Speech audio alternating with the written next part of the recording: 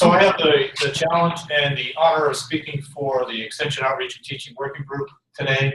I recognize that we have an 8-hour, I believe, time spread between Giovanna and California. So I'd like to say good morning and good afternoon. In the next few minutes, what you'll hear me share should echo what you've heard already in part from Frank, and I believe it will set up other working group reports as well, because you'll see a very good integration of the research mission and the application mission. And my comments will be directed primarily to members of the advisory board. I realize that we have quite a few team members with us now, but I think this is the best opportunity, currently best opportunity for us to convey to the advisory board what has happened and what may come, and so I'd like to take advantage of that opportunity. So to emphasize that all the project investigators play a role in the Extension Outreach Teaching mission in some way. They're all committed in enhancing the commercial use of grafting. But it is the Extension Outreach and Teaching Working Group who has as its primary responsibility, if you will, very high priority and responsibility to ensure that that activity takes place. And we are 17 members representing 8 states. You've seen this graphic before. I'll just draw your attention to the bottom row. It lists everyone by name. Not all of those folks could be with us today, but I'm certain that as an advisory board member, if you were to reach out to any of them, plus, of course, any of the names above that row, you'd be able to connect pretty seamlessly with the group at large. So the diversity that we have in the working group is one of its largest strengths. And by diversity, I mean the fact that we are located in the 8 states that are part of the project, but we also have a tremendous amount of diversity with regard to the crops that we work with and the issues that we focus on, and in other dimensions as well, such as the typical type, if you will, agriculture that occurs in the areas that we have, if you will, primary responsibility for, or most active in. And here I would speak to differences in farm size, farm diversity, farm approach, sustainable, organic, conventional, high tunnel, field, harvest multiple times, harvest one time, so on and so forth, direct market, large wholesale markets, and the like. So we have a tremendous amount of diversity within the Outreach Teaching Working Group, and I would argue that that's one of our largest and most important strengths. And we also have diversity in the sense that the spectrum from the research end of studying a process or studying an outcome, making of an important discovery, documenting that the experimental outcomes, and then extending the results of that, helping teaching, helping people to apply those results.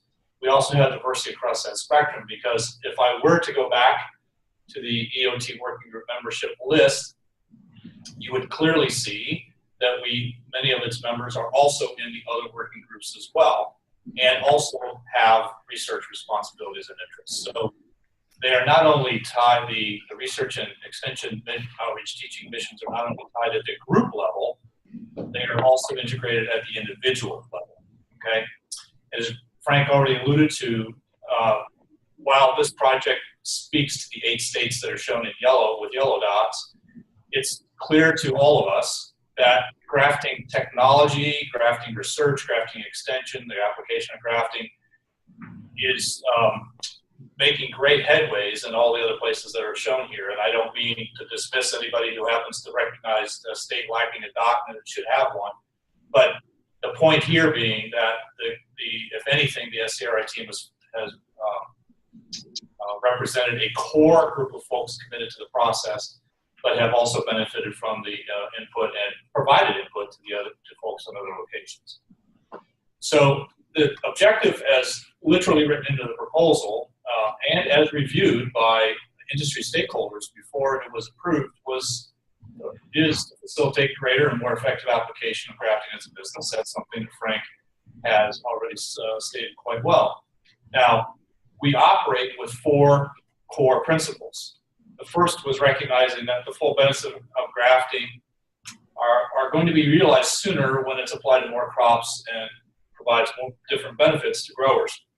It could be argued that disease prevention, disease management, disease mitigation was arguably the primary focus of the first round, and it still is an enormously important one here, as you will see and hear. But in this effort, we're broadening the application of grafted plants, perhaps, and we're certainly broadening the crop mix that is being applied. We're also broadening the consumers. We've also recognized that the number and diversity of the grafted plant suppliers has risen very sharply, but they are now coming to the team with questions about economics and environmental questions in economic and environmental terms. It's what was acceptable 5, 6, 7 years ago is no longer quite as acceptable. So it's a condition of constant improvement or desire to constantly improve.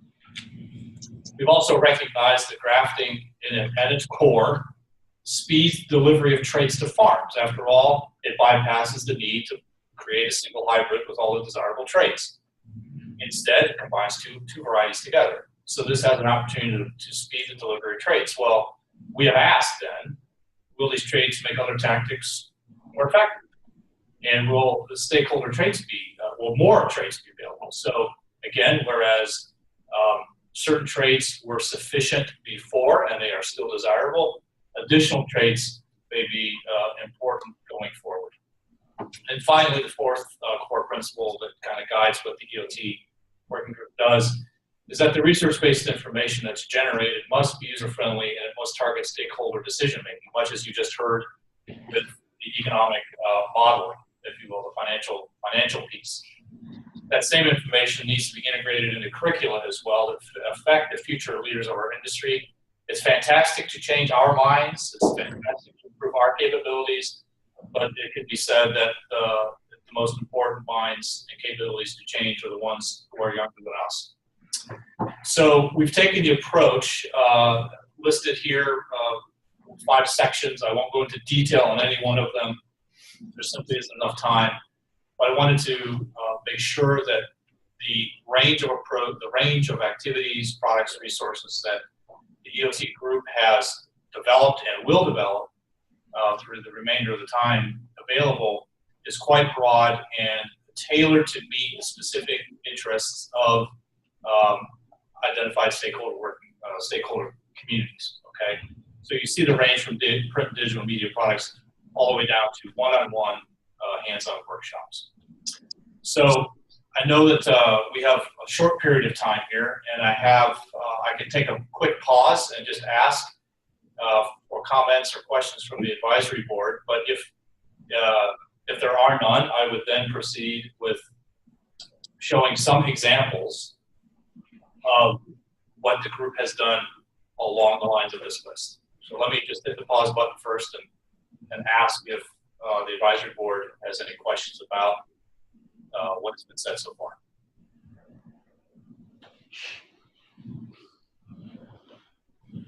Okay, hearing none, and if I have permission, Frank, Wendy, to still hold the floor, I'll go ahead and give a few examples, and I can stop anytime. You have until noon, so you're good. Okay. So this is essentially a statistical snapshot of the activity of the working group since essentially September of 2016. Okay.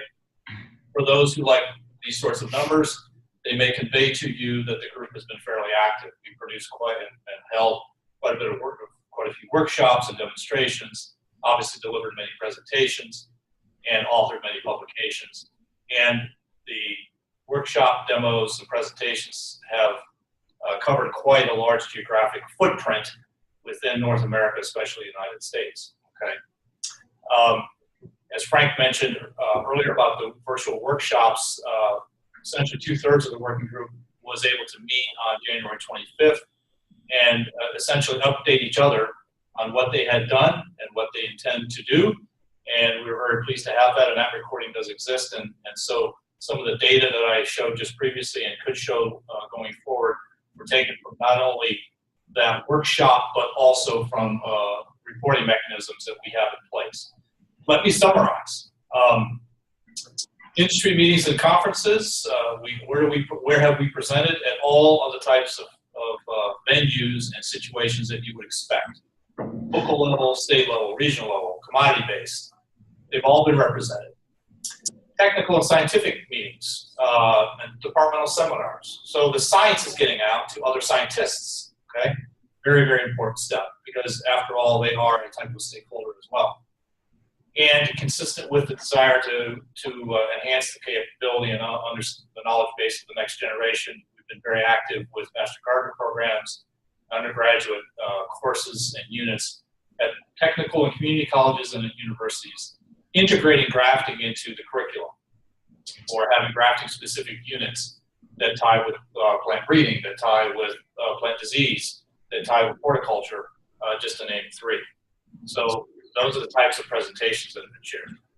As far as publications, resources, and programs, we certainly have some notable ones. This is not a complete list, but I think it's a list worth highlighting. The online grafting manual will be available very soon.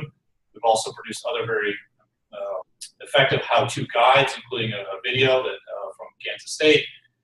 We have what could be said is a very active and comprehensive website, and the content there, I would encourage you, if you have not as an advisory board member, traffic that website. I would encourage you to carve out some time and get some tea or coffee or your favorite beverage and sit down and consider the content that's there.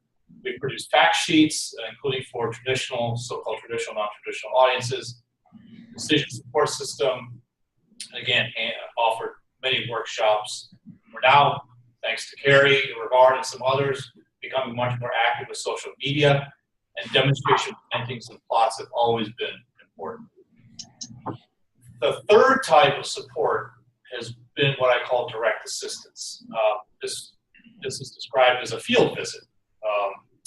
A graduate student, a postdoctoral researcher, or a research assistant, a faculty member, gets up out of their chair, gets out of their office, and goes to the field where the grower is, or welcomes the grower to their place, deals with a problem at hand, okay? Often there's troubleshooting involved, or a question, Q&A kind of situation. People have also provided direct assistance with on-farm evaluations. That's very common within the group. And we've also provided assistance in helping design their grafting facilities and manage their grafting facilities, as you just heard, and we'll hear more about. So going forward, in addition to all of the activities that you've heard about and the types of resources that you've heard about, we are looking at 3 additional types of capacity building, or capacity building through 3 other approaches. The first includes interactive team-mediated discussions by the phone or by the web, much like we're having here, but there's also some value in just having a conference call, telephone conference call, where a number of experts or people with experience with grafting get on the line, and anyone who's interested can call in and have a discussion about the topic at hand. We're also aiming to develop a list of frequently asked questions, post those questions, of course, make them widely and responses to them, consensus answers. There may be disagreement, there may not be perfect unanimity of opinion, but that's important to convey. Regardless, there is a question, it's an often asked question, and stakeholders deserve and should have the opportunity to see a range of response to it. And then train-to-trainer resources are also very important. As we try to multiply our effort and the efforts of people we collaborate with, it'd be very important for them to have the resources that they can carry out their own workshop, for example. They can have, if you will, a ready-made unit to introduce into their course with modification. Regardless, it would be a train-to-trainer type of situation. So I think looking at the time, I should probably stop there.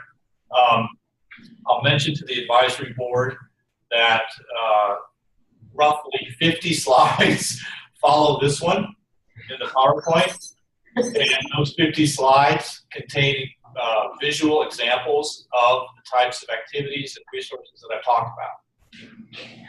As a PDF file, you are welcome to have that PDF file, as of course anybody on the team is. So This is my, I think, stopping point. I'll be glad to answer questions if there are any.